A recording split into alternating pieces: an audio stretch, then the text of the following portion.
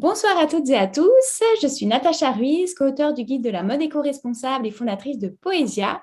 Et ce soir, je suis avec Adèle Rink et Sandra Baldini, nos invités du jour, pour le nouvel épisode du talk show Mode, créatrice d'envie, comment devenir consommateur. Ce talk show a vu le jour à l'occasion de la sortie du guide de la mode éco-responsable, coécrit avec Alice Lehoux et publié par Mango Éditions. Alors, ce talk show, il a vraiment pour vocation de réunir les professionnels de l'industrie de la mode et du textile et le grand public pour qu'ensemble, nous puissions réfléchir et voir comment co-créer l'industrie d'aujourd'hui et de demain pour la rendre plus vertueuse. Notre thème du jour, c'est recycler la mode. Alors, pour information, l'Agence de la transition écologique, l'ADEME, elle a indiqué que plus de 100 milliards de vêtements sont vendus chaque année dans le monde et la production de l'industrie de la mode a doublé entre 2000 et 2014. Selon l'éco-organisme agréé d'État Refashion, dont on va beaucoup parler aujourd'hui, anciennement EcoTLC, en charge de la prévention et de la gestion de la fin de vie des produits de la filière textile d'habillement, en 2020, en France, il y a 2,4 milliards d'articles de mode qui ont été mis en vente, ce qui représente 517 200 tonnes de vêtements, de linge de maison et de chaussures qui ont été mises sur le marché. Parmi donc ces 517 200 tonnes, 39% de cette quantité est collectée dans les bornes notamment, donc ça veut dire qu'il y a 204 291 tonnes qui est collectée. Et parmi toutes ces tonnes collectées, on a 30% qui sont triées et revalorisées par des opérateurs conventionnés, dont 33,3% sont transformés pour être recyclés, donc on va parler plus précisément. Le reste est destiné à la réutilisation, donc la seconde main par exemple, dont on a parlé dans l'épisode 12 du talk show, à l'élimination ou encore à la valorisation énergétique.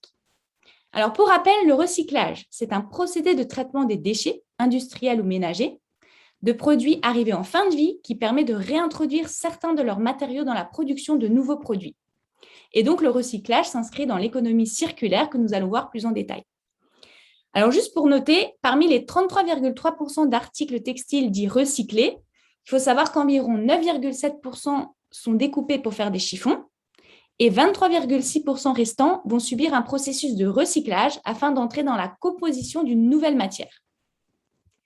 Alors maintenant, pour approfondir ce sujet, on a vu vraiment une introduction globale. On va maintenant accueillir justement deux expertes de l'économie circulaire spécialisées dans la mode et le textile et qui sont contributrices du guide de la mode éco-responsable. Donc j'accueille Adèle Rink. Bonsoir Adèle. Coucou, merci pour ton invitation. Avec plaisir. Donc, toi, tu es consultante marketing et communication spécialiste de la mode durable. Donc, tu es spécialisée dans la RSE et l'économie circulaire appliquée au secteur de la mode.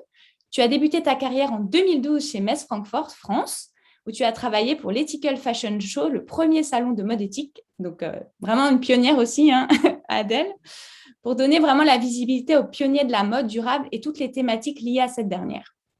En 2014, tu as rejoint Refashion, donc à l'époque, c'était EcoTLC, et donc tu t'es investi pendant 6 ans dans l'organisme.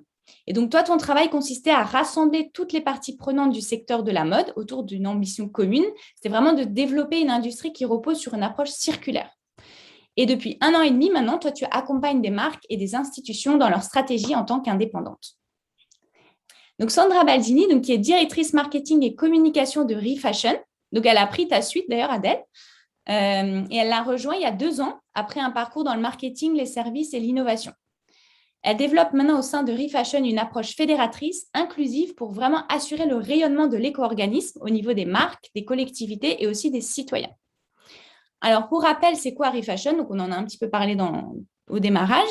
C'est vraiment un éco-organisme de la filière textile, habillement, linge de maison et chaussures, et donc qui s'assure pour le compte des entreprises qui mettent ces produits sur le marché, de la prévention et de la gestion de la fin de vie de ces articles. Au cœur de cet écosystème, Refashion accompagne la transformation vers l'économie circulaire et est au service des différentes parties prenantes. Donc, on a les metteurs en marché, les opérateurs de collecte et de tri, les collectivités locales, les pouvoirs publics, les porteurs de projets et les citoyens. Mais bien sûr, Sandra va tout nous expliquer plus en détail. Et donc, Refashion est aussi à l'origine de la campagne de sensibilisation envers les citoyens. On a les hashtags 4R, à l'origine hashtag 3R, et qui se tient actuellement. Donc, les entreprises sont en pleine campagne pour sensibiliser justement le grand public. Et donc, ces 4R sont liés à la réparation, la réutilisation, le recyclage et la réduction. Voilà pour notre présentation de cet épisode. Commencer quand même, malgré ces petits problèmes techniques. Donc, pour tous ceux qui nous suivent, bienvenue pour ce nouvel épisode du talk show. Désolée pour ce petit désagrément, mais n'hésitez pas à préparer vos questions. Adèle et Sandra y répondront à la fin de cet épisode. Alors, pour commencer, Adèle, je te propose déjà de nous rappeler ce qu'est l'économie circulaire dans laquelle s'inscrit justement le recyclage. Super. Merci beaucoup. Du coup, on avait prévu un petit schéma, je ne sais pas si tu peux je vais le montrer tout de suite. Qui illustre pas mal en fait ce qu'est l'économie circulaire, parce qu'en fait, l'économie circulaire, c'est assez simple. Finalement, c'est un pivotement de la pensée. C'est-à-dire que quand vous voyez là ces petits schémas, je l'aime bien parce que en fait, ça rappelle vraiment d'où on vient et où est-ce qu'on est maintenant. C'est-à-dire qu'au départ, en fait, on produisait. En l'occurrence, là, on est sur le vêtement et la chaussure. Donc, on produisait, on utilisait et on jetait. Ensuite, on est passé dans une économie où on s'est dit, quand même, il y a de la matière, il faut la recycler. Et en fait, là, on a vraiment complètement basculé sur un système où on pense circulaire et donc, du coup, où on a une approche qui est complètement différente. Et donc, on va penser à la conception et à l'utilisation dès le départ pour pouvoir la réintégrer en fin de vie. Et donc, du coup, il y a des concepts, d'ailleurs, que vous connaissez peut-être, mais qui se sont inspirés du biomimétisme, comme par exemple le concept du cradle to cradle. Donc, littéralement, ça veut dire du berceau au berceau, qui a été inventé dans les années 2010 par Michael Braungart et William McDonough. Et eux, en fait, ils se sont vraiment dit, on va aller encore plus loin que l'économie circulaire, c'est-à-dire qu'on va réinjecter toutes les matières dans le cycle suivant, mais en plus, on a envie que nos process, en fait, créent de la valeur ajoutée. Et donc là, c'est hyper intéressant parce que pour vous donner un exemple, donc c'est pas dans l'industrie textile, mais il y avait une usine Ford qui du coup traitait en fait de l'acier et ils avaient besoin de beaucoup d'eau pour traiter l'acier. Et donc en fait, ils prenaient l'eau qui atterrissait sur le toit de l'usine, qui était retraitée, qui permettait de traiter du coup l'acier et qui ressortait de l'usine encore plus propre que quand elle y était rentrée. Et donc c'était intéressant parce qu'on ne prenait pas de ressources naturelles vierges, mais en plus, on arrivait à avoir un impact sur l'environnement encore plus bénéfique. Donc ça, c'est vraiment une bonne illustration. Pour vous donner un peu des bases de définition, on va dire, mais qui sont les socles et les piliers en fait, de l'économie circulaire selon la définition de l'ADEME, c'est découpé en 3 grands domaines. Donc, il y a vraiment l'offre des acteurs économiques. Donc ça veut dire quelle extraction des matières, quelle politique d'approvisionnement et d'achat, quelle pensée autour de l'éco-conception, comment on conçoit ce produit et pour quel usage, quelle écologie industrielle et territoriale. Donc là, c'est vraiment comment aussi je m'implique sur mon territoire. Et ensuite, il y a l'économie de la fonctionnalité. Donc, c'est quelle proposition, quelle offre je fais par rapport à un usage certain. C'est-à-dire qu'on ne va pas faire la même proposition pour des produits qu'on va utiliser une fois que pour des produits qu'on va pouvoir utiliser pendant toute une vie. La durabilité, par exemple, dans le secteur de la santé par rapport à des questions d'hygiène, ça n'a aucun sens. Là où, dans d'autres secteurs, la durabilité, c'est hyper important pour avoir un impact le plus moindre possible. Donc ça, c'est le premier pilier, l'offre des acteurs. Le deuxième, c'est la demande et le comportement des consommateurs. Donc ça fait clairement partie du coup de l'économie circulaire. Et donc là, c'est comment on consomme, qu'est-ce qu'on consomme, quelle utilisation on en fait, mais aussi quel entretien, quelle réparation et comment on prolonge la vie de ce produit. Et enfin, le troisième pilier, c'est la gestion de la fin de vie des produits. Et donc là, l'ADEME dit la gestion des déchets, mais nous, on est plus sur une vision que les déchets sont des ressources. On en parlera un peu plus tard avec le recyclage. Mais du coup, la question sur ce pilier-là, c'est quelle filière pour le recyclage et la valorisation de toutes ces matières. Merci beaucoup Adèle de nous avoir partagé ces précisions sur l'économie circulaire. On a récupéré Sandra. Oui. Grâce à Adèle, pouvoir magique, Adèle explique quelque chose et j'ai réussi à me reconnecter. Désolée, je ne sais pas ce qui s'est passé. Bon, il n'y a pas de problème. Comme ça, on peut continuer. Parfait. Tu arrives au bon moment parce que c'est ton tour. Très bien. On arrive justement sur la présentation de ReFashion parce que c'est vraiment le cœur finalement de toute cette filière. C'est l'éco-organisme référent. Alors, je te propose déjà que tu puisses nous présenter justement les initiatives de ReFashion. Qu'est-ce que vous mettez en place, que ce soit pour les citoyens et les professionnels? Et si tu veux, on peut commencer peut-être par la petite vidéo, Très bien. si tu veux. Comme ça, on… Très bien, c'est parfait. Qui va montrer, qui va vous expliquer ce qu'est ReFashion. Voilà, et comme ça, après, tu pourras expliquer après plus en détail. ReFashion, éco-organisme de la filière textile, présente les 1001 vies de vos vêtements, de votre linge de maison, de vos chaussures. Oui, tous vos textiles et chaussures ont de l'avenir. 1 kg de textile collecté, c'est 25 kg de CO2 en moins dans l'atmosphère. Alors oui, donnez sans hésiter. Les jeans trop petits, les chaussures abîmées, les draps déchirés ou inutilisés, et tous les vêtements que vous ne portez plus dans votre cœur, ni tout court. En les déposant dans l'un des multiples points d'apport à votre disposition, un conteneur dans la rue, auprès d'une antenne d'association, dans un magasin équipé ou encore lors d'une collecte ponctuelle, vous faites le choix de leur offrir une deuxième vie. Ce signe vous indique que les articles confiés ici seront traités de façon professionnelle, grâce à une traçabilité complète des flux. Comment ? De fil en aiguille, une chaîne humaine va se former et va prendre leur avenir en main. Plus précisément, plus de la moitié de vos dons, ceux en bon état, seront revendus en boutique solidaire de seconde main, en France ou dans le monde. On réutilise et ça rend bien service. La part non réutilisable, environ un tiers, servira à fabriquer de nouvelles matières premières. Elles pourront ainsi servir de fil pour de nouveaux vêtements, de matières non tissées isolantes pour le bâtiment ou l'automobile, ou bien même devenir un tout nouvel objet comme une raquette de ping-pong, qui sait. Enfin, la partie non réutilisable et non recyclable restante deviendra, après traitement, un combustible alternatif utilisé en énergie, le CSR. Au final, seulement 0,5% sera éliminé sans aucune valorisation. Alors oui, votre geste peut aider l'environnement à mieux se porter. De la même façon que le pull trop petit de Lucie peut devenir la jolie trouvaille d'Amélie, et que le jean troué de Roger peut se transformer en isolant thermique chez Monique, vos vêtements peuvent permettre aux ressources d'être économisées. Rien que pour cela, la planète vous dit merci, et vos placards aussi. Ensemble, agissons pour un monde qui transforme plus qu'il ne détruit. Dans ce film, on a vraiment le message qui concerne tout le monde, qui concerne les citoyens et qui explique le circuit vertueux à partir du moment où, effectivement, plutôt que de jeter ces textiles dans ces ordures ménagères, le cercle vertueux qui va se mettre en place. Et donc, c'est l'éco-organisme, nous, on est garant de mesurer, de tracer ce cercle vertueux. Donc, on est une entreprise à but non lucratif, on est une entreprise privée, on appartient à des metteurs en marché, mais on agit pour le bien public et on agit dans un cadre qui est le cadre que nous fixe le ministère de la Transition écologique et effectivement aussi l'ADEME, avec qui on travaille de concert. Donc nous, on a un cahier des charges et dans notre cahier des charges, on a l'obligation de gérer pour le compte des metteurs en marché qui ont donc fait ce choix de prendre un éco-organisme pour le faire, de gérer la prévention et la fin de vie, ou on va dire les deuxièmes vies, comme disait Adèle, ce ne sont pas des déchets, l'idée c'est de se dire que c'est toujours une ressource, donc de gérer la prévention et les deuxièmes vies des articles qui sont mis sur le marché.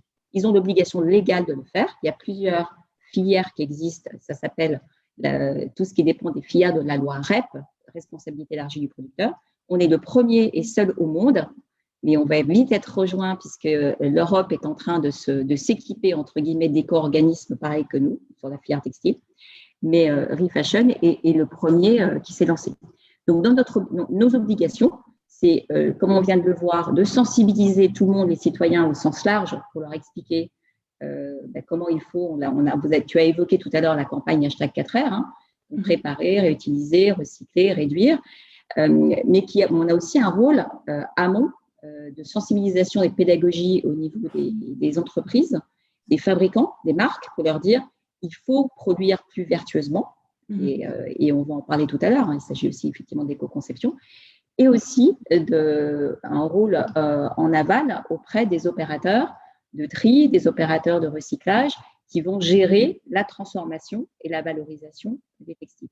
Donc nous, on agit dans un cadre dans un cadre qui a été fixé par un cahier des charges. Et on soutient le tri, on soutient aussi la communication que font les collectivités locales auprès des citoyens, et on soutient l'innovation. Parce que comme on va le voir, pour accélérer dans l'économie circulaire, il va falloir investir parce qu'on a des points bloquants. Il y a des points bloquants qui sont des points qui bloquent le développement de l'industrialisation, par exemple. Et ces points bloquants, il faut les lever avec des innovations technologiques pour la plupart. Et donc, nous, on le fait, et on a aussi l'obligation réglementaire de le faire, d'investir dans l'innovation. Voilà. C'est ça le rôle de l'éco-organisme. Est-ce que tu veux nous dire 2 mots sur le schéma, justement, où on voit les différentes secondes vies, enfin deuxième vie des produits?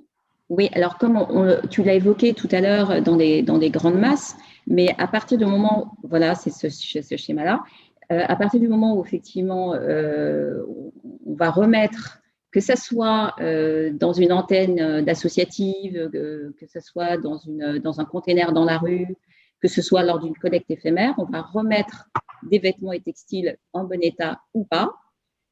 À partir du moment où on les récupère, nous, on trace ce qu'ils vont devenir.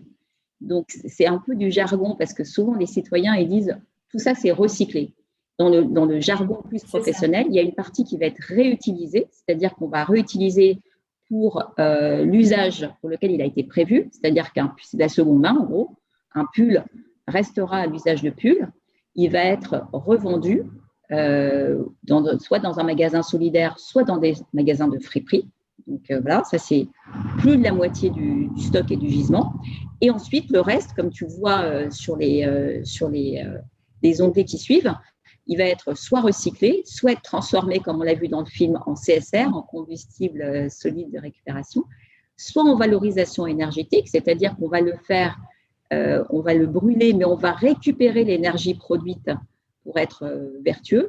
Et il y a effectivement, tu vois, dans le film, on dit 0,5, mais dans les derniers chiffres de l'année dernière, c'est 0,4% qui sera purement éliminé, c'est-à-dire qu'il va être soit incinéré, soit enfoui.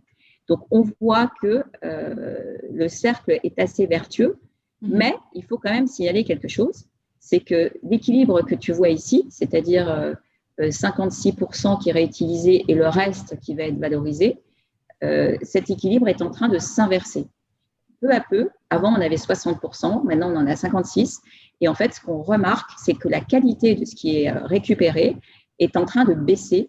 Donc, probablement, elle sera de moins en moins, ce gisement sera de moins en moins en capacité d'être réinjecté dans le circuit de la seconde main.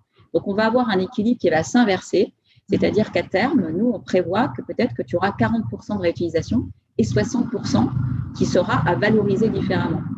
D'accord. Et ça va être très différent parce que, pour le coup, les solutions de valorisation, elles sont aujourd'hui pas assez développées, alors que les solutions de réutilisation, le marché de la seconde main, le marché de la fripe, le marché tout ce qui est magasin aussi solidaire, c'est quelque chose qui tourne et qui fonctionne très bien. Tout ce qui est réemploi qu'on fait nous-mêmes, tu donnes des vêtements à une copine, des familles, ça transmet les habits des enfants d'une génération à l'autre, etc. Ça, c'est quelque chose qui n'est pas dans ces statistiques, mais qui fonctionne et qui est très vertueux. Dès qu'on le peut, en fait, il faut favoriser la réutilisation. Ça, c'est une évidence. C'est ce qui est moins polluant, voilà, pour l'environnement. Très bien. Merci d'avoir bien précisé les choses pour que dans notre tête aussi, l'idée de recyclage, parce que parfois c'est un mot, on fourre-tout un peu, on dit on va mettre nos vêtements au recyclage et en fait c'est pas juste recycler, mais c'est vraiment réutiliser et potentiellement retransformer derrière, quoi. Donc là on voit vraiment la réalité de ce que c'est le recyclage en tant que tel, quoi. Merci beaucoup de nous avoir éclairés.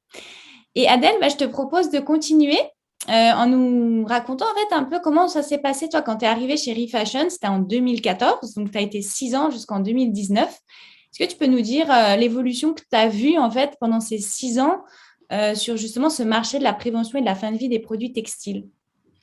Oui, alors en fait, ça a été une période extrêmement riche en enseignements et c'est vrai que c'était intéressant finalement de passer 6 ans parce que c'est une période assez longue, mais ça m'a permis de voir une vraie évolution en fait entre l'acquisition des connaissances et le développement de comportements, c'est-à-dire la mise en action aussi des acteurs.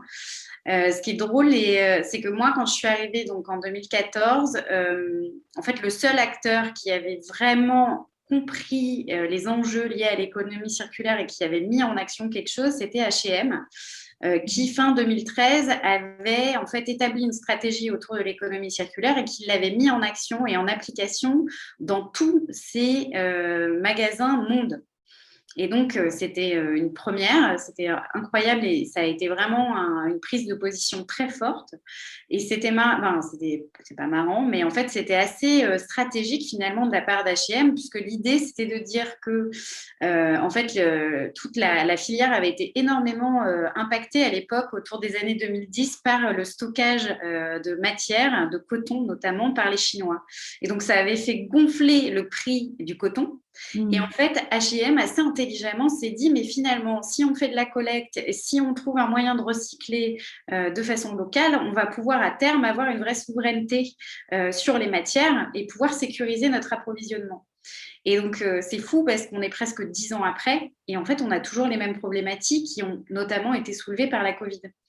Et donc, à l'époque, il y avait H&M qui vraiment avait mis le paquet sur le sujet, en tout cas qui commençait et qui l'annonçait haut et fort.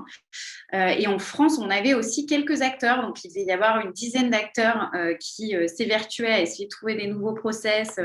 Je pense notamment à Filature du Parc, qui a créé le premier fil en laine 100% recyclé, notamment avec le soutien de Refashion sur le challenge innovation. Mais aussi des acteurs comme Jules. À l'époque, ils avaient fait un pull et c'était drôle parce qu'en fait, ils l'ont sorti, ils n'en ont pas vendu un. Non, je crois qu'ils en ont vendu un seul. Oui. Et les équipes en interne l'appelaient la serpillière tellement il était moche. Mais du coup, c'était très drôle parce que effectivement, on était vraiment en balbutiement. Mais avec des stratégies très, très différentes. Et en fait, l'économie circulaire, ça ne parlait pas encore aux gens. Le développement durable commençait un peu à arriver. Il y avait la notion de coton bio. Mais de rentrer dans une vraie stratégie globale pour l'entreprise, ce n'était pas encore tout à fait là. Et donc, c'était chouette parce que ça a vraiment été notre travail et on a dû accomplir un travail énorme de pédagogie, d'accompagnement et de sensibilisation en fait des marques, quelle que soit leur taille, sur ce qu'était l'économie circulaire, sur la vision qu'on avait pour le marché. Et surtout sur comment faire que ce sujet soit sexy en fait et attrayant pour les boîtes et qu'elles comprennent que ça allait devenir le sujet de demain et qu'il fallait qu'elles embrayent quoi. Et donc, on a vu petit à petit des marques qui se sont emparées du sujet et on avait cette grande chance d'avoir H&M qui s'était déjà lancé et qui faisait preuve. Donc, c'est vrai que ça nous a aidés. C'est assez contre-intuitif, hein. Adèle, je t'interromps juste 2 secondes, mais je ne sais pas pour ceux qui nous écoutent, mais que ce soit H&M qui se positionne en premier, ça peut être quand même contre-intuitif. Je ne sais pas si c'est la première marque que les gens auraient cité en disant tiens, ils ont été les premiers dans cette démarche. Donc, je trouve ça intéressant d'avoir cette lecture, en fait. Ouais, c'est vrai qu'effectivement, ça bouscule un peu certaines personnes, parfois quand je le dis, mais c'est une réalité, en fait. Et c'est aussi les gros groupes qui permettent de financer. En fait, H&M s'en est pas trop vanté, mais avec leur fondation, ils ont créé en fait un outil d'accélération de l'innovation dans l'économie circulaire pour le textile et les chaussures qui s'appelle le Global Challenge Award qu'ils ont lancé donc du coup il y a 8 ou 9 ans. Et chaque année, c'était 1 million pour des projets d'éco-conception et d'innovation dans l'économie circulaire. Et donc ça, les gens ne le savent pas, mais il y a plein d'innovations qui ont été financées par H&M. Et c'était en open data, c'est-à-dire que tous les résultats de ce qu'ils finançaient, en fait, n'étaient pas dédiés qu'à H&M, c'était dédié à toute l'industrie. Mais donc, du coup, là-dessus, je pense qu'ils ont fait quand même... ils ont joué un rôle important et il faut quand même le reconnaître. Et puis après, je pense que le deuxième sujet qui a vraiment mis un coup de pied dans la fourmilière, c'est aussi le côté légal. C'est-à-dire que, sincèrement, on a vu que quand les pouvoirs publics ont commencé à s'emparer du sujet, donc dans les années 2018-2019, ça a vraiment secoué le cocotier et que ça a permis, en fait, de refaire remonter les sujets en haut des priorités. Et le fait que la législation allait marquer le coup aussi avec la loi AGEC, etc., clairement, ça a permis d'instituer que, en fait, ce n'était plus une question, c'était devenu un sujet. Et c'est vrai que moi, donc, avec tout le travail qu'on a accompli avec les marques, c'était chouette parce que en 2019, donc peu de temps avant de partir, j'ai eu la chance en fait de rassembler une vingtaine de marques autour de moi et de créer en fait un comité communication. Parce que j'avais un peu ce rêve depuis que j'étais rentrée dans la boîte, puisque je me disais, c'est fou parce que toutes ces marques, elles ont des communautés, quel que soit le type de marque, hein, parce que ce soit un Kiabi, un Slip Français, un Chanel, tout le monde en fait a une communauté, a des clients qui a une certaine appétence pour la marque, etc. Et donc, ils ont un pouvoir de persuasion sur le citoyen qui est monstrueux. Et donc, c'était un peu un de mes rêves de dire, et si on faisait un truc tous ensemble? Et donc, on avait une vingtaine de marques qui étaient au départ de cette initiative. Et donc, en même pas un an, je crois en 8 mois, on a réussi à créer la première campagne hashtag 3R, dont clairement le nom vient du film là-bas. Donc, on s'est beaucoup marré et surtout, en fait, on a réussi à sortir une campagne dont 66 marques de mode se sont emparées. Et en fait, c'était la première fois que des marques se réunissaient pour communiquer ensemble sur le même sujet et en plus sur un sujet qui ne leur rapportait pas d'argent. Sur un sujet qui venait vraiment faire de la pure pédagogie, de la pure sensibilisation pour les citoyens. Et donc, c'est vrai que ça a été un très beau moment avant de quitter l'éco-organisme. Ok, et donc suite à ton départ, c'est donc Sandra qui a pris le relais en 2020, c'est ça? Oui. Et donc toi, comment ça s'est passé justement ton arrivée, la reprise de la passation de pouvoir, entre guillemets justement, comme disait Adèle, il y avait quand même un beau gros bébé qui était cette campagne #RRR qui a vraiment lancé un mouvement qui ne fait plus que grandir. Donc, voilà. Et donc, il y avait déjà quand même, les graines avaient été semées. Et ensuite, je pense que tout comme on le constate dans notre vie à tous, de citoyens, il y a eu une accélération monumentale. Donc, moi, je suis arrivée il y a 2 ans. Et en fait, on voit l'accélération, et moi, je la constate au niveau des marques, au niveau du conseil d'administration, où siègent des marques de notre éco-organisme, où en fait, on a ce que j'appelle un shift. On a un shift qui est incroyable. C'est-à-dire que, comme tous les citoyens, les gens sont très préoccupés par l'environnement.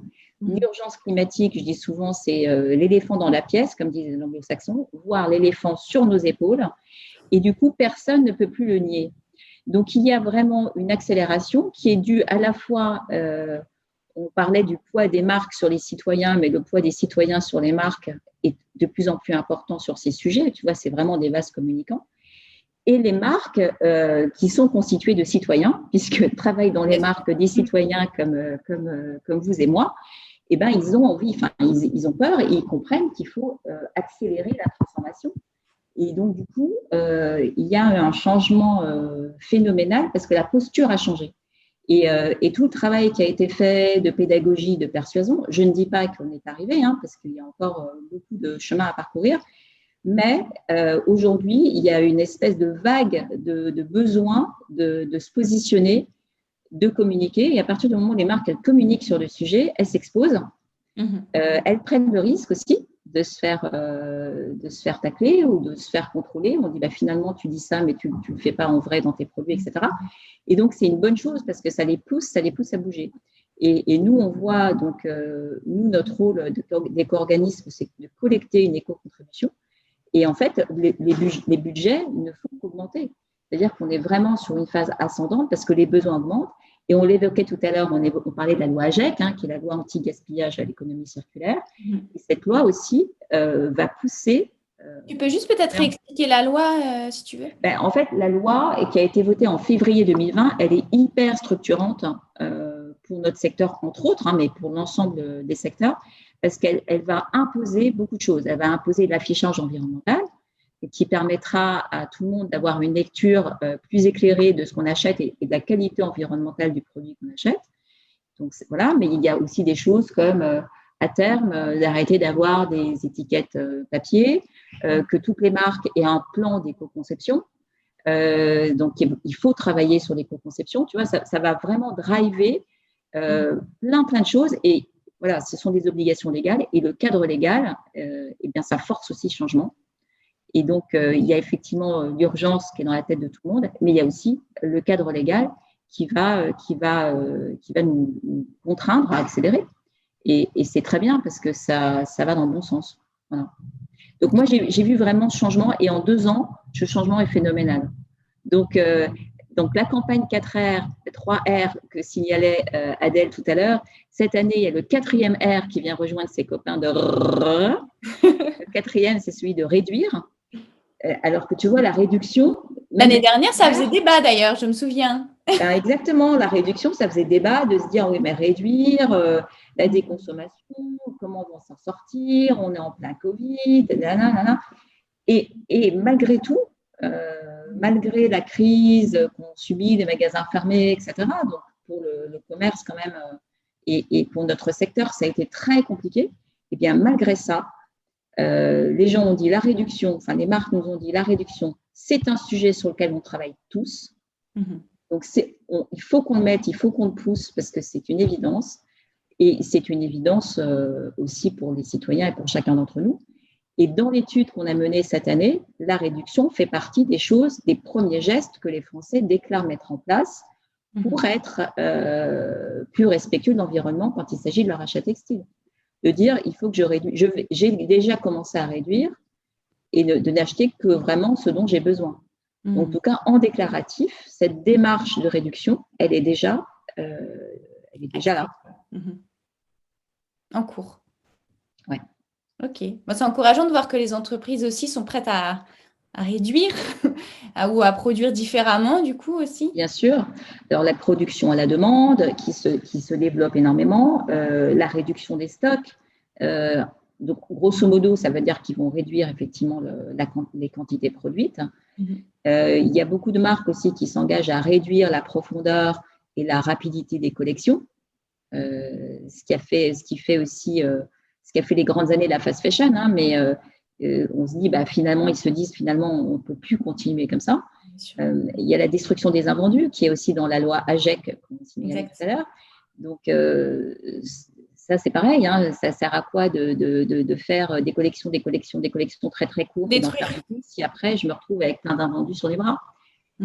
Et donc, voilà, il y a toute cette démarche et toute cette réflexion qui est de toute façon prise en compte par tout le monde. Et même des grandes marques qui sont reconnues pour travailler et faire fabriquer en Asie me disaient, mais s'il y en a une qui te dit qu'elle ne travaille pas sur la réduction, c'est qu'elle te ment. Tout le monde travaille sur la réduction.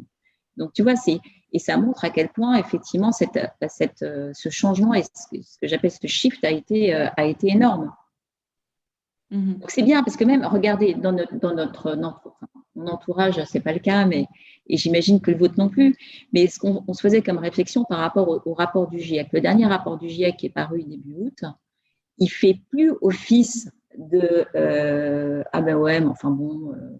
franchement, c'est n'importe quoi. Enfin, c'est terminé. On n'entend plus cette espèce de truc un peu, tu sais, en sous-voix qui va dire, on s'est toujours remis de tout, le monde est comme ça depuis qu'il existe, on a connu des variations, etc.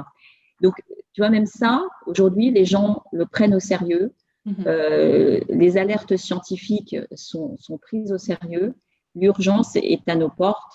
Et du coup, je pense que ça participe aussi à cette accélération. Et voilà, et les marques avec lesquelles on travaille même disent qu'il faut qu'on paye plus. Donc, on est arrivé quand même à il faut qu'on paye moins parce que c'est quand même perçu comme une taxe, à il faut qu'on paye plus parce qu'il y a besoin de faire plus. Si tu veux, c'est quand même énorme comme démarche. Ok. Moi, je trouve que ça donne la pêche, franchement. Ah bah oui, c'est super Ah oui, encourageant ce que vous partagez entre ce qu'Adèle, enfin c'est intéressant de voir le cheminement entre Adèle et toi Sandra, ce que vous avez vu de l'évolution de cette filière, donc Et c'est puis Adèle, encourageant. s'il y a des marques, elle les connaît très bien, mais ce que moi j'appelle maintenant les marques natives, donc qui sont nées, les initiatives qui sont nées vraiment d'une démarche éco-responsable. Tu citais Adèle au début quand tu es arrivée, il y en avait quelques-unes, mais aujourd'hui il y en a beaucoup. Exactement. Il y en a beaucoup. Et qu'est-ce qu'elles font ces marques? Elles poussent, tu vois, alors en volume, c'est rien. Enfin, évidemment, ces marques-là en volume par rapport au volume que tu citais tout à l'heure, c'est rien. Mais en termes de communication, de faire bouger les choses, ces marques, elles sont hyper utiles. Nous, on doit réunir tout le monde, c'est-à-dire qu'on réunit 1083 avec Kiabi, Adèle citait Chanel. Enfin, nous, on est vraiment on doit faire bouger tout le monde. Et ces marques-là, elles sont beaucoup plus nombreuses qu'il y a quelques années et elles se font entendre. Elles se font entendre et elles poussent. Elles disent, voilà, elles ont un discours, elles ont des convictions et elles font bouger les autres. Elles font bouger les gros. Alors, c'est plus difficile de faire bouger un gros qu'un tout petit qui va faire des mini-séries produites en France, évidemment. Mais les choses bougent. Et il ne faut pas oublier que les Asiatiques, la transformation et la transition, ils y sont aussi. Donc, les usines sont en Asie, mais les usines en Asie, elles recyclent, elles transforment, elles font de la durabilité. Donc, si tu veux, le circuit est en train de devenir plus vertueux. Le truc, c'est qu'on n'a pas le temps. Donc, il faut aller plus vite encore. C'est ça, en fait. L'urgence s'impose à nous tous. Et c'est ce qui est à la fois passionnant et c'est ce qui est à la fois un peu stressant. Mais nous tous, quand je dis nous tous, c'est nous aussi en tant que consommateurs. Hein. Comme tu introduisais en parlant de consommateurs, moi, en tant que consommateur, j'ai aussi mon poids, j'ai mon mot à dire, j'ai ce que je fais comme achat ou que je ne fais pas comme achat. Donc ça, c'est génial aussi. Hein. C'est vraiment une aventure collective. Et vous avez vraiment ce rôle de fédérateur. Il n'y a pas que les marques. Nous aussi, moi, en tant que citoyenne, je suis responsable et je peux faire porter ma voix, et en l'occurrence aussi sur les achats que je fais ou que je ne fais pas. Donc, c'est ça qui est intéressant. L'aventure collective est quand même passionnante. Donc, D'accord. Merci d'avoir partagé tout ça. Et vraiment, vous avez un rôle de fédérateur, finalement, comme ce qu'on dit pour ce talk show, c'est réunir les professionnels et le grand public. Et c'est ensemble qu'on peut agir justement pour cette transformation. Et du coup, justement, là, on va avoir 3 étapes de l'économie circulaire. Et c'est toi, Adèle, qui va commencer à nous parler justement de qu'est-ce qui est mis en place concrètement par les acteurs de la filière pour développer l'économie circulaire. Donc, du coup, en fait, là, je vais vous parler plus de l'amont. Donc, l'amont, c'est l'éco-conception. C'est-à-dire comment, en fait, au moment de la réflexion sur la production, on va vraiment prendre en charge tout le cycle de vie du produit textile. Et donc, du coup, là, vous voyez sur ce petit schéma les différentes étapes. Mais ça veut dire qu'en fait, on va du coup étudier toutes les étapes et voir quelle prise de position on va prendre sur chacune de ces étapes pour essayer de réduire ou en tout cas d'avoir l'impact le plus faible possible sur la création de son produit. Et donc là, ce qui est intéressant, c'est que du coup, c'est beaucoup lié à ce dont je vous parlais tout à l'heure, qui est l'usage. C'est-à-dire que selon l'usage, on va faire telle typologie de produit. Et puis, c'est vraiment comment, à travers ce cycle de vie, on va pouvoir inclure la durabilité pour des produits qui doivent être durables, mais aussi comment on va faire en sorte qu'ils soient réparables et recyclables. Donc, en fait, selon les typologies de décisions qu'on va prendre au niveau de la création, on va pouvoir améliorer la capacité de recyclage d'un produit. Par exemple, un produit qui sera facile à recycler, ça va être un t-shirt 100% coton. Là où si j'ai une chaussure avec 50 composants différents, ça va être plus compliqué. Ou si, par exemple, j'ai un t-shirt en coton avec plein de clous en métal, là, c'est foutu parce qu'en fait, on appelle ça des perturbateurs de recyclage. Et en fait, on est incapable de retirer tous les picots à la main. Et donc, ce produit, il va partir directement en combustible solide de récupération que vous avez vu tout à l'heure. Donc ça, c'est hyper important de vraiment anticiper la fin de vie du produit pour pouvoir, faciliter son recyclage, mais au-delà, essayer de penser l'impact le plus faible possible en le rationalisant par rapport à l'usage. Ensuite, il y a effectivement parfois repenser son modèle économique, puisqu'on parlait d'usage, mais par exemple l'économie de la fonctionnalité. Par exemple, si vous prenez le groupe ERAM, ils ont fait en fait ils ont développé la location de chaussures avec atelier bocage. Et donc, typiquement, vous pouvez louer vos chaussures et c'est hyper pratique. Enfin, moi, pour le coup, j'ai testé, j'ai été cliente de cette offre. Et c'est vrai que quand l'été, vous avez 10 mariages sur 2 mois, vous êtes hyper contente d'avoir loué des chaussures dorées, un peu stylées et à la mode sur la tendance de la saison et de pouvoir les rendre derrière parce que vous n'allez pas les porter le reste de l'année puisque vous n'avez pas besoin d'avoir cette typologie de chaussures. Et donc, ça c'est vraiment, et c'est pareil pour des robes de soirée, pour des robes de mariage, pour tous les sujets sur lesquels on va avoir en fait des usages qui vont être spécifiques. Un autre exemple pour l'économie de fonctionnalité, c'est Decathlon qui loue tout l'équipement de trekking. Donc, vous pouvez louer des chaussures jusqu'aux fringues pour aller faire 2 jours de randonnée. Et c'est formidable parce que typiquement, c'est le genre de produit qu'on a dans nos armoires, qu'on utilise 2 fois l'année maximum ou 3 fois, mais finalement qui dorment longtemps et qui coûtent parfois hyper cher aussi. Donc, on n'a pas forcément les moyens de se les acheter, mais on aura peut-être les moyens aussi de les louer.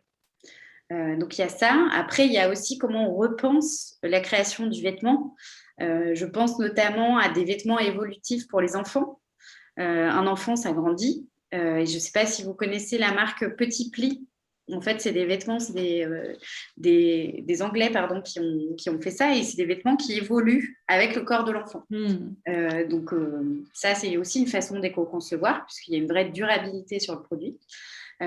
Et après, c'est comment on va mettre en place des nouveaux services pour accompagner les clients aussi sur la réduction de leur impact.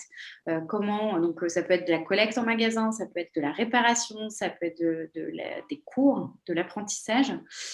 Et après, comment aussi on s'implique territorialement parlant sur son territoire pour aller créer de la valeur avec les acteurs qui nous entourent.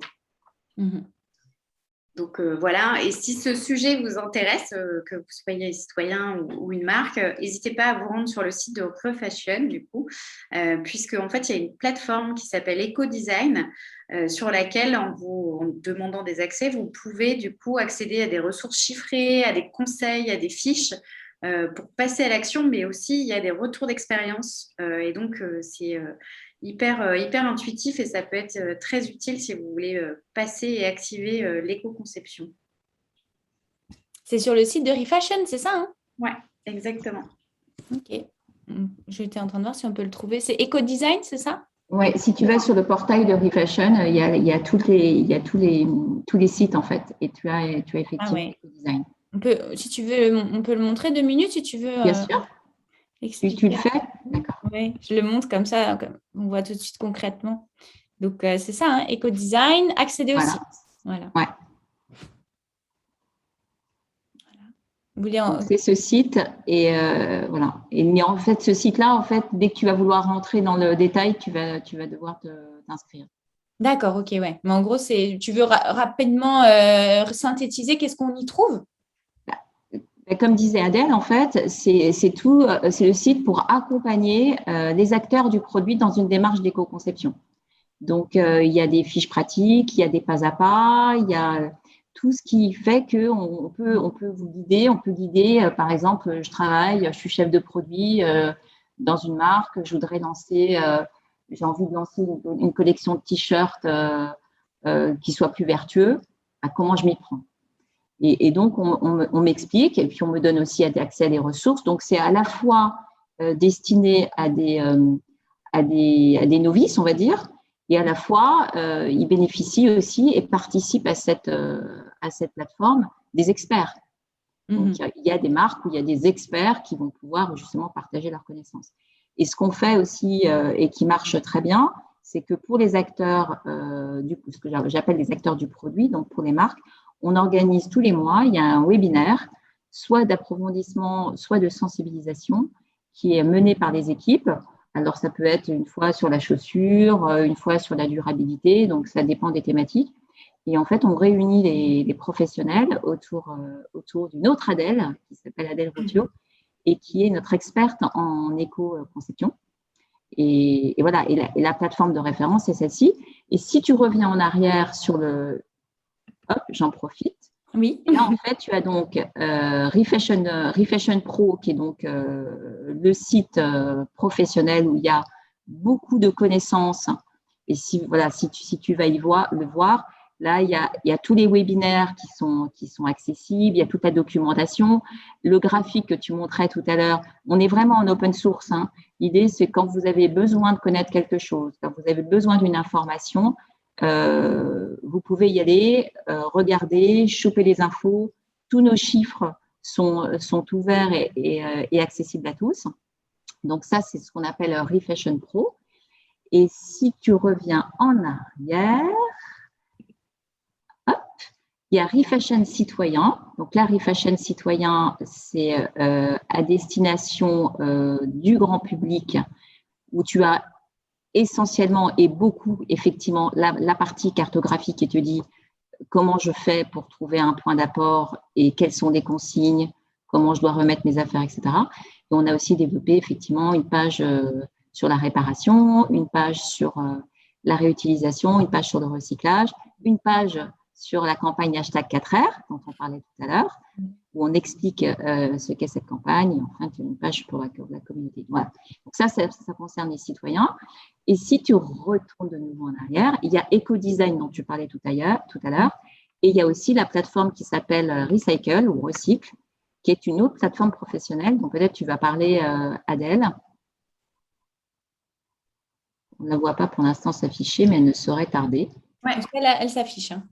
Ouais, je la vois, moi. C'est bon. Ouais.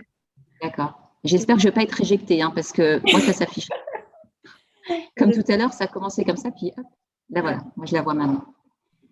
Voilà, et la plateforme Recycle, Adèle, je ne sais pas si tu veux en dire un mot.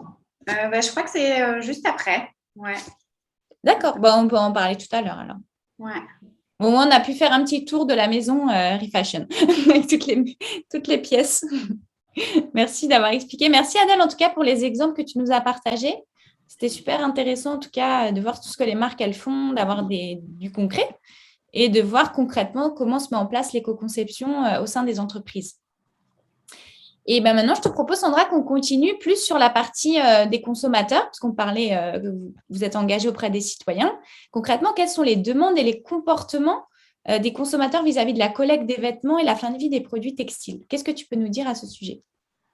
Alors, je peux vous dire déjà, comme je l'évoquais tout à l'heure, on a fait une étude avec Opinionway cette année. Donc, elle est toute récente et on vient juste de la sortir. Donc, vous en avez la quasi-primeur. C'est qu'on a interrogé les citoyens et 80% se disent concernés par l'environnement et le réchauffement climatique. Donc, c'est quand même assez massif. Et du coup, ils sont prêts à mettre en place des gestes qui vont dans le sens d'une amélioration. Alors, dans les gestes qui sont les plus usités, on va dire, tu as effectivement le don. Donc, je donne mes vêtements, comme je l'évoquais tout à l'heure. Hein, je donne à une association, mais je donne à ma sœur, je donne à ma cousine, à ma copine. Enfin bon, c'est vraiment la chose qui est la plus courante. Il y a effectivement la revente.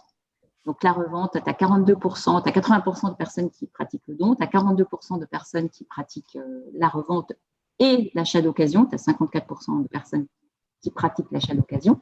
Donc, ça, on le voit et on en parle souvent, hein, des plateformes qu'on appelle les plateformes de C2C, qui sont des plateformes de mise en relation entre consommateurs directement. Et donc, ça, c'est des choses qui se pratiquent beaucoup. Et 46% qui pratiquent la réparation. Tout à l'heure, Adèle l'évoquait. La réparation aussi, ça crée de la durabilité. Et donc, je peux réparer. Donc, il y a certains freins à la réparation qui apparaissent, évidemment. C'est un, je ne sais pas faire moi-même. Deux, ça coûte trop cher. Et puis après, il y a clairement des questions à se poser. Tu vois, repriser une chaussette, ça doit coûter 15 €. Déjà, il faut trouver une repriseuse. Faire repriser la chaussette, ça coûte 15 €. Ça coûte plus cher qu'une paire de chaussettes. Donc, il y a vraiment des questions qui se posent sur la réparation. D'où l'intérêt, comme disait Adèle tout à l'heure, de mieux la concevoir pour qu'elle dure plus longtemps. Donc, les Français pratiquent effectivement la réparation. Et ce qui est intéressant, c'est qu'ils disent, nous, on est prêts à s'engager et faire plus d'efforts. Il n'y a pas de problème. Mais pour nous, ceux qui doivent faire un effort, c'est aussi avec nous. C'est-à-dire, je vais le faire, mais pas toute seule. C'est les marques qui doivent s'engager. Donc, il y a une vraie attente que les marques fassent quelque chose très concrètement. Et on les a quand même interrogés sur le fait de dire est-ce que vous avez vous ne le savez pas, mais il y a une éco-contribution qui est à votre charge est-ce que vous êtes d'accord pour la payer quoi. Et il y a 70% des personnes qui sont prêtes à la payer. Que les gens ne savent pas parce que ce n'est pas indiqué, parce qu'aujourd'hui les montants sont très faibles, mais quand j'achète mon pull, il y a quelques centimes qui vont être reversés en tant qu'éco-contribution. Et ça, c'est important de se dire, est-ce que vous êtes prêt à faire des efforts, mais est-ce que vous êtes prêt à payer une éco-contribution qui va peut-être augmenter, qui est tout à l'heure, et qui sera à votre charge, puisque finalement, c'est à la charge du consommateur, ça sera à la charge du consommateur quand elle va augmenter, et bien, ils sont d'accord pour le faire. Donc voilà, donc c'est plutôt des bonnes nouvelles. Après, il y a un défaut de connaissance sur que deviennent mes dons une fois que je les pose dans un container, etc. Qu'est-ce que ça devient? Je ne sais pas trop. C'est ce que montrait le film que tu as diffusé tout à l'heure. C'est pour justement leur expliquer, leur dire voilà ce que ça devient concrètement. Donc ça, c'est un défaut. C'est notre rôle d'y remédier, tu vois. C'est notre rôle de faire en sorte qu'ils sachent. Voilà. Donc il y a un vrai rôle de pédagogie.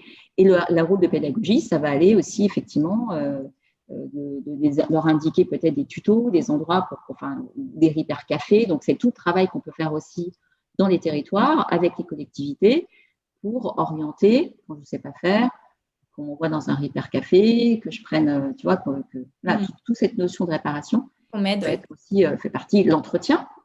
Comment j'entretiens, à quelle température je lave. Ça aussi, c'est tout un domaine dans lequel on doit monter en puissance. Et enfin, je conclurai sur le fait qu'ils disent, en fait, on ne sait pas vers qui se tourner. On ne sait pas qui a autorité sur ces sujets-là. Quelque part, ça pourrait être nous.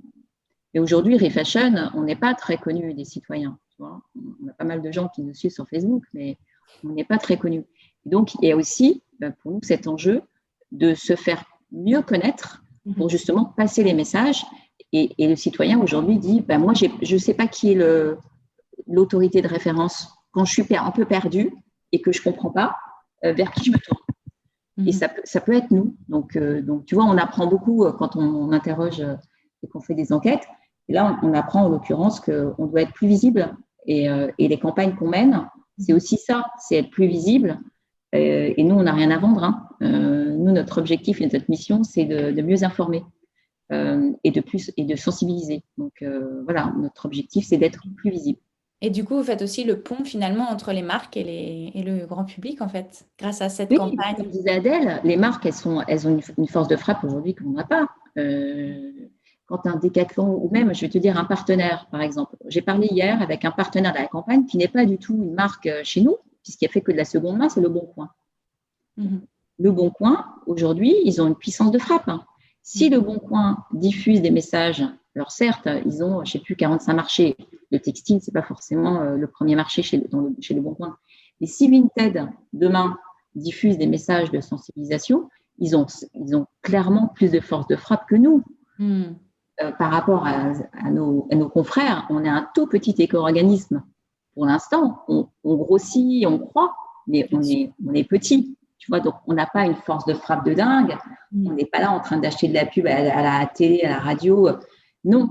Mais en revanche, comme disait Adèle tout à l'heure, et c'est tout l'intérêt d'avoir lancé ce système de campagne, quand tu as Aigle, plus Petit Bateau, plus Terre Collective, plus Le Bon Coin, plus, etc., qui communiquent sur des messages de sensibilisation, on sera plus puissant, on touchera plus de monde. Une synergie qui se crée grâce à ça, du coup. Oui, et ça, et quelque part, c'est quand même beau. Comme disait Adèle, ils n'ont rien à vendre. Alors, tu me diras, les marques aujourd'hui, elles sont obligées de se positionner sur ces sujets parce qu'on attend ça d'elles. Donc, il y a certes de l'opportunisme, on ne le nie pas, mais en même temps, elles se positionnent. Donc, c'est ce qu'on attend. Et de toute façon, au AGEC, toutes les marques vont devoir se positionner. Donc, tu vas être obligé. Oui, c'est sûr. Tu es obligé de te positionner. Quel est ton plan d'éco-conception? Tu es obligé d'en avoir un. À terme, tu vas être obligé d'en avoir un. Tu auras l'affichage environnemental. Tu vas être obligé de le faire. Donc, forcément, tu vois, la route, elle est tracée. L'accélération, elle est en route. Là. On pédale, mais on va y arriver, mais ça va vite.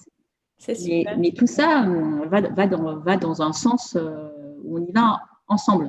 Et je trouve ça génial de voir que tu as des marques de luxe qui sont en même temps que des marques natives, qui sont en même temps que des publics. Tu vois, c'est ça qui est bien. Tout à fait. Et tu disais justement que les gens parfois peuvent se demander que deviennent finalement ces articles qui sont déposés dans les containers. Alors, Adèle, est-ce que tu peux nous en dire plus justement? Que deviennent les textiles, les chaussures abîmées que nous déposons dans ces containers, c'est ça, hein? On dit ça? Oui, tu peux dire container. Non, il y a un autre mot, je crois. Tu dis comment? Les points d'apport volontaires. Points d'apport, voilà. Je savais qu'on en avait mais parlé. Tu peux dire container, tu peux dire tu peux dire… Voilà, le point d'apport, voilà, c'est le mot… point, tu peux dire… Tout ça, ça fonctionne. Alors, comment sont-ils gérés, valorisés, ces déchets que nous déposons et que font les acteurs de la filière pour leur donner de la valeur? Ouais. Alors du coup, c'est important parce qu'en fait, et c'est bien que tu poses la question comme ça, parce que vraiment, je pense qu'en France, on est parti d'une logique solidaire et d'une logique de don. Tu vois, en fait, historiquement, on donnait des vêtements pour des gens démunis. Et on est vraiment, depuis du coup que l'éco-organisme existe, en train de transiter vers une filière d'économie circulaire et donc de passer sur un système où on va aussi accepter tout ce qui est abîmé pour pouvoir le réintégrer en fait dans de nouveaux matériaux. Et donc je pense que ça, s'il y a vraiment un truc à marteler à chacun de nos voisins, proches, frères, sœurs, n'importe qui, c'est on ne jette plus aucun textile ou chaussures à la poubelle, excepté s'il est, on dit souillé, c'est s'il y a des produits qui sont dangereux qui sont sur le textile. Typiquement, je sais pas, un chiffon plein de cambouis ou avec du white spirit dessus, bien évidemment, on ne va pas le mettre dans une borne. Mais par contre, tout le reste, il faut le mettre puisque l'idée, c'est de les sortir des poubelles pour pouvoir du coup réutiliser cette matière et optimiser son usage en termes de vie. Et ça permet en fait de ne pas aller réextraire des nouvelles matières vierges. Donc ça, c'est vraiment le geste. Et du coup, en fait, donc, le recyclage, on a en France un historique sur le chiffon. Donc en fait, là, c'est tous les t-shirts qu'on va avoir, des t-shirts en coton, donc ça peut être du blanc ou de la couleur, qui vont être triés pour devenir des chiffons pour toutes les industries. Donc typiquement, tu vois, on parlait de cambouis, ça peut être dans des entreprises qui vont faire de la mécanique. Et donc ça représente, tu l'as dit tout à l'heure, un peu moins de 10% des flux de recyclage. Et ensuite, on va avoir deux gros types de recyclage. Il y a le recyclage en boucle fermée. Tout à l'heure, je parlais de filature du parc. Typiquement, c'est comment on va prendre des pulls en laine qu'on va du coup défibrer et qu'on va pouvoir en fait retravailler pour refaire du fil et pour pouvoir derrière refaire un pull ou n'importe quel produit en maille qui va être fait avec de la laine. Donc ça, c'est la boucle fermée. Et donc, on va avoir deux typologies en fait de recyclage. On va avoir le recyclage mécanique et on va avoir le recyclage chimique. Donc, typiquement, le polyester, par exemple, parfois, on voit sur les étiquettes polyester recyclé. Le polyester, c'est issu d'un recyclage chimique. Et donc, les difficultés liées à ces typologies de recyclage sont différentes. On a encore énormément de choses à débloquer sur ces sujets, mais je crois que tu as une petite question après qui revient un peu plus là-dessus. Et donc, le deuxième type de recyclage, c'est le recyclage en boucle ouverte. Et donc, la boucle ouverte, c'est vraiment comment on va s'appuyer sur les propriétés thermiques et phoniques que possède le vêtement, parce qu'il ne faut pas oublier que nos vêtements, à la base, c'est un peu un rempart contre l'extérieur et ça nous protège. En fait, la fonction du vêtement, il est de protéger le corps. Au-delà de l'esthétique, la première base, c'est ça. Et donc, en fait, le vêtement a vraiment des propriétés qui sont géniales, et les chaussures aussi, hein, d'ailleurs, avec le caoutchouc. Et donc, du coup, c'est comment on câble ces propriétés. On va pouvoir les réutiliser en utilisant les matières et en créant de nouveaux matériaux. Donc, par exemple, vous avez plein d'applications. Tout à l'heure, je crois que tu diffuseras le lien vers les cartographies. Donc, en fait, avec Refashion, on a dressé il y a quelques années l'intégralité des typologies de recyclage par type de matière et les procédés pour pouvoir faire ces recyclages. Et donc, c'est un peu technique, mais si ça intéresse tes auditeurs… On va le partager dans le groupe, oui, tout à fait. C'est hyper intéressant et ça permet de voir ce qui existe. Et c'est vrai de voir aussi les avancées et la différence entre les avancées sur le textile et sur les chaussures. On en reparle un peu après. Mais du coup, donc, les différents types de recyclage pour la boucle ouverte, ça va être, par exemple, pour le bâtiment, le Métis, qui est un isolant d'extrême qualité, qui est composé en fait de vêtements coton qui ont été défibrés et qui sont en fait réinjectés. Et donc, on fait des panneaux d'isolation. On a aussi des outils de décoration qui ont été inventés par Pierre Plume ou Fabrique, qui fait des briques avec des anciens vêtements. Et on peut avoir de la raquette de ping-pong qui intègre du textile dedans. On l'a vu tout à l'heure dans la vidéo. On a aussi des gens qui ont fabriqué des silencieux. Donc, comment les propriétés justement phoniques du vêtement vont faire que finalement, dans la cuisine ou dans la salle de bain, la VMC ne fait plus un bruit. Et donc là, super confort pour l'utilisateur. Donc, il y a vraiment une multiplicité de débouchés que je vous invite à regarder un peu plus tard, du coup, dans les cartographies. Ok. Et donc, pardon, juste… Ah, vas-y, continue. Hein. Dernier truc, effectivement, Refashion a mis en ligne, là, il y a une semaine, du coup, la plateforme Recycle qu'on a vue tout à l'heure à l'écran, que tu nous as partagé tout à l'heure. Je vais la remontrer si tu veux. Si tu veux. Rapidement. D'ailleurs, sur ce site, alors tu pourras donner ce site, et c'est sur ce site qu'il y a les cartographies qui présentent les différentes modélisations de recyclage. Et du coup, ce site, en fait, permet de mettre en relation tous les acteurs du recyclage qui vont pouvoir développer des solutions industrielles. Donc, ce n'est pas ouvert au grand public. Donc, tout ce qui est accessible, là, les articles, par exemple, et les cartographies sont accessibles. Mais par contre, pour pouvoir rentrer en contact avec les acteurs, il faut vraiment faire partie de l'univers et avoir des expertises et des choses à apporter à ces différents acteurs. Mais en tout cas, pour les gens qui sont connaisseurs et qui ont envie de travailler sur ces sujets, c'est une bonne porte d'entrée. D'accord. Merci Adèle pour nous avoir présenté tout ça. Au moins, maintenant, on sait ce que deviennent potentiellement nos vêtements, nos chaussures, après les avoir déposés. Est-ce que, Sandra, tu voudrais nous donner quelques idées des impacts positifs, justement, que peut avoir cette filière, justement, le fait de trier et que vous recyclez derrière nos articles? Concrètement, au niveau environnemental, social, économique, quels sont les impacts?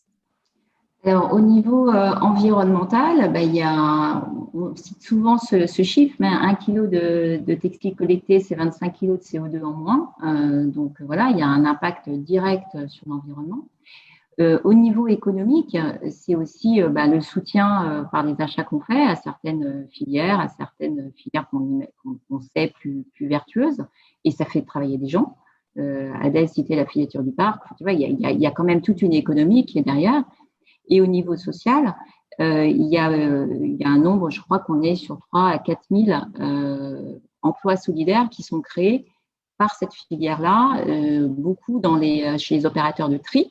Donc, il y a les collecteurs, il y a des trieurs et qui, en fait, financent par un modèle économique des emplois solidaires et ils font de l'aide à l'emploi sur des gens qui en sont éloignés, tu vois. Donc, voilà, ça a des vertus environnementales, économiques et sociales.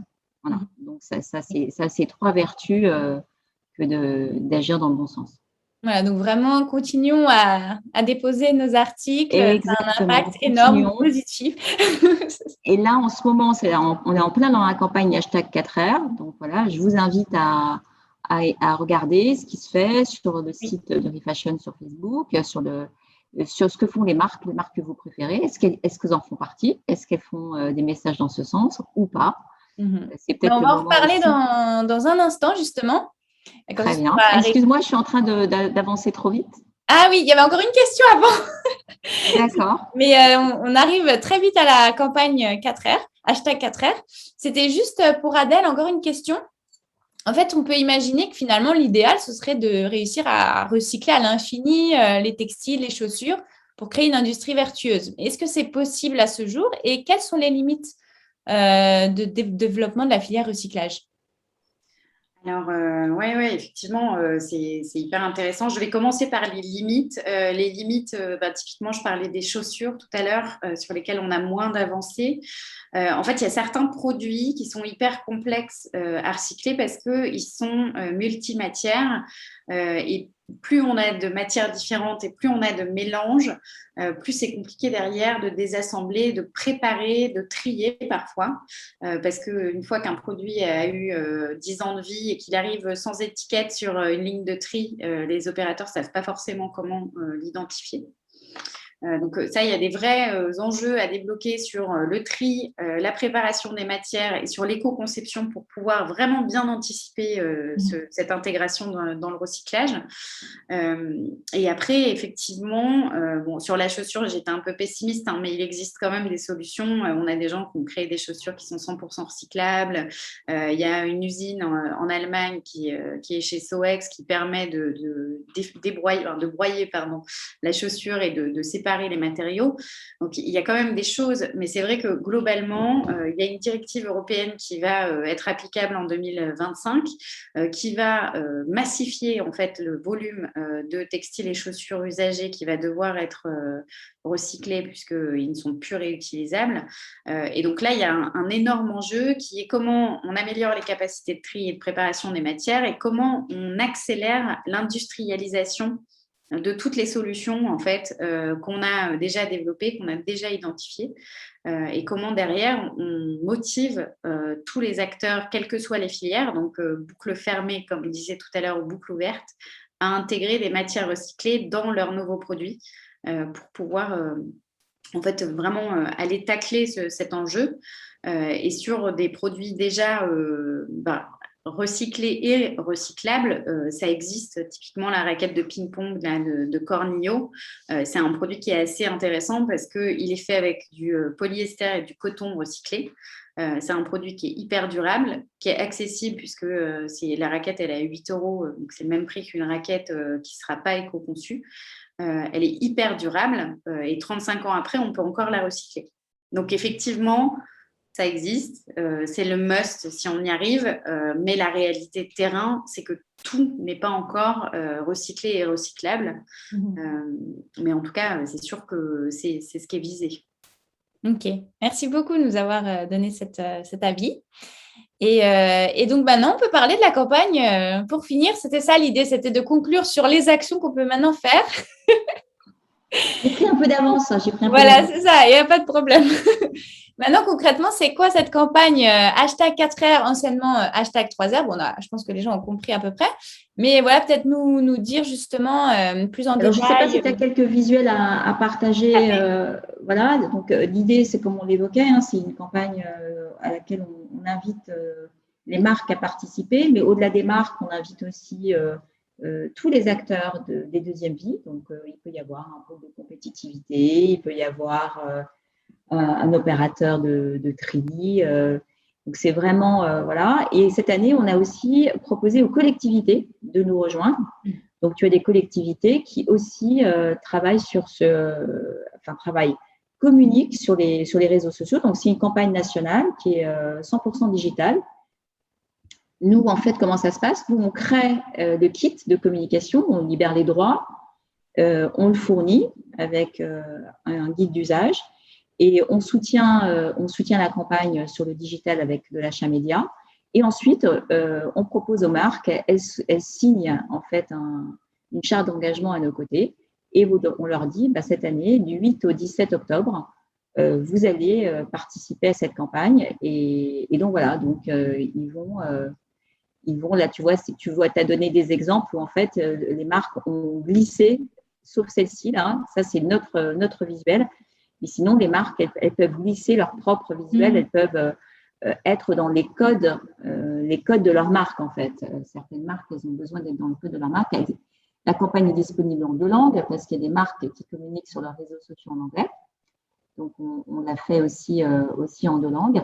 Et voilà, donc c'est vraiment, comme je disais tout à l'heure, hein, on l'a déjà évoqué, c'est ce côté mouvement collectif, tout le monde prend la parole en même temps. Et justement, quand on disait qu'est-ce qu'on peut faire, déjà, on peut s'informer en lisant cette campagne parce qu'il y a des infos.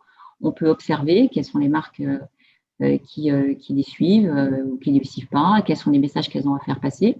Et puis enfin, nous, on a, en tant que citoyens, on a le pouvoir de la relayer si on en a envie. Et puis surtout, le pouvoir d'acheter ou pas, comme je disais tout à l'heure. Hein, c'est à chacun c'est le libre arbitre et le soin qu'on va apporter et au choix qu'on va faire quand il va s'agir de consommer du textile ou des chaussures. Donc voilà, et c'est une aventure qui grandit puisqu'on est de plus en plus nombreux. Adèle disait 66 marques l'année dernière, il y a 2 ans. Cette année, on est à 140 acteurs. Il n'y a pas que des marques. Donc voilà, le truc, tu vois, est en train de monter en puissance. Donc nous, on en est ravis. Et plus on fait du bruit, comme je dis, en 4 R au mot de bruit, mieux c'est. Et donc, nous, en tant que citoyens, qu'est-ce qu'on peut faire concrètement, nous? Tu peux relayer, tu peux regarder ce qui se passe sur le digital. Et comme je disais, tu peux agir toi-même en relayant, et puis en réparant, en réutilisant, en recyclant et en réduisant. Voilà. Donc, c'est les fameux 4 R à nous de les appliquer dans notre vie de tous les jours. C'est ça, parfait. Bon, on arrive bientôt à la fin du talk show. Merci beaucoup en tout cas pour tout ce que vous nous avez partagé. Si vous avez des questions pour ceux qui sont avec nous, n'hésitez pas à les poser. On va y répondre dans un instant. Et pour finir, je vous proposerai de nous donner chacune votre perception du futur de la filière recyclage. Comment vous la voyez ? Est-ce que ce serait la solution justement à plus long terme pour une mode plus vertueuse de rentrer dans un système de recyclage, comme on l'a dit avant avec Adèle? Adèle, tu veux commencer? Comme tu veux, Sandra, tu étais là. Comme vous voulez. Oui, système de recyclage, oui, en fait, toute amélioration et toute accélération est porteuse. Donc, l'accélération, moi, ce que je dirais, c'est comment je vois l'avenir. Je vois l'avenir dans une responsabilisation accrue des marques et donc une éco-contribution qui va augmenter, mais aussi une responsabilisation accrue de tous, comme on évoquait le poids et la responsabilité du citoyen dans ses choix. Pour moi, c'est une aventure collective et on va tous avoir plus de responsabilité ou en tout cas la possibilité de l'activer. Et ça, c'est clé. Et donc, moi, j'ai une vision positive de ce qui est en train de se passer. Parce que, comme je le disais tout à l'heure, on voit qu'il y a clairement une étape. On est dans un moment vraiment charnière et c'est en train de bouger et très vite. Voilà. Donc, moi, je suis réaliste, mais super optimiste. Ok, merci beaucoup, Sandra. Et toi, Adèle, alors pour conclure? Écoute, moi aussi, je suis optimiste. Je pense que c'est vrai que cette campagne et même la façon dont l'éco-organisme en fait a été géré, ou en tout cas la vision avec laquelle il a été dirigé, c'était vraiment de donner le pouvoir aux gens, de prendre leurs responsabilités, tu vois, de les accompagner. Tu sais, c'est comme apprendre à pêcher à quelqu'un qui a faim. C'est vraiment que chacun prenne sa place, son rôle. Et moi, je pense que aujourd'hui, le plus important, c'est vraiment de rentrer dans cette notion de conscience. Sandra, elle parle de citoyens consommateurs qui votent avec son achat. C'est effectivement fondamental d'avoir conscience de l'impact de nos choix et que chacun prenne son rôle à cœur et je pense surtout qu'il le fasse avec joie parce qu'en fait, on est sur des sujets qui sont extrêmement importants et sur lesquels il ne faut pas parler à la légère, mais par contre, je pense qu'on est dans une période, on sort d'une période critique quand même, il y a encore plein d'enjeux, mais en fait, il faut qu'on arrive à trouver de l'enthousiasme dans tout ça et à vraiment s'éclater en changeant notre façon de consommer, en changeant notre façon de voir les choses. Et les modèles, les business models, je pense, de cette industrie vont devoir se révolutionner. Enfin, je pense qu'il y a un vrai sujet sur repenser qui on est Voilà. et comment on fait les choses, quoi. J'allais dire, c'est ce que tu m'as dit la dernière fois, c'est pas recycler, c'est repenser la mode. Un peu, ouais, c'est un peu ça. C'est ça. Je suis désolée pour la lumière. Oui, on ne voit bientôt plus, c'est la fin, c'est pour ça, c'est les Lumière déclinante. Voilà. Bon, merci beaucoup Adèle d'avoir conclu. Alors, juste rapidement, on a des personnes qui ont réagi quand vous étiez en train de parler. Donc, j'ai Véronique qui disait, est-il possible de consulter les résultats de votre étude sur votre site? Donc, à la limite, on pourra partager le lien. Alors l'étude, elle n'est pas encore en ligne, mais elle va l'être bientôt.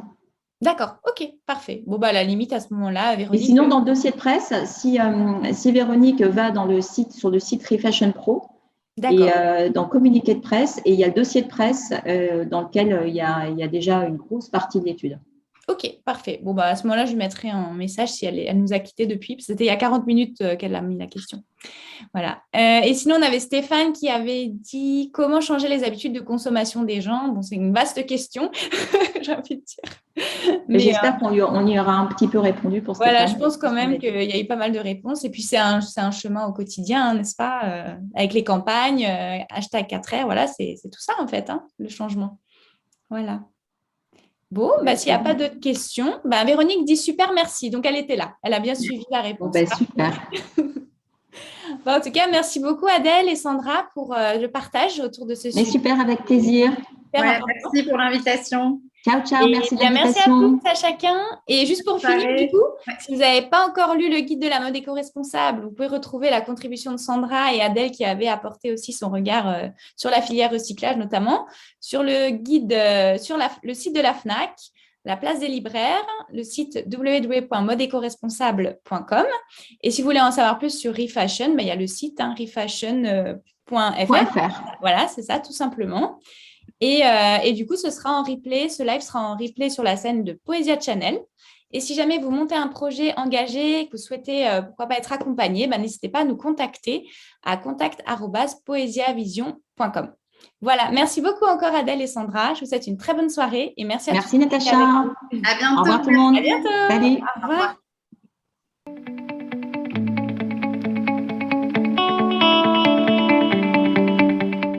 Si ce contenu t'a plu et que tu n'es pas encore abonné à la chaîne Poesia Channel, abonne-toi dès à présent pour recevoir une notification pour les prochains épisodes pour devenir toujours plus un consommateur. À très bientôt!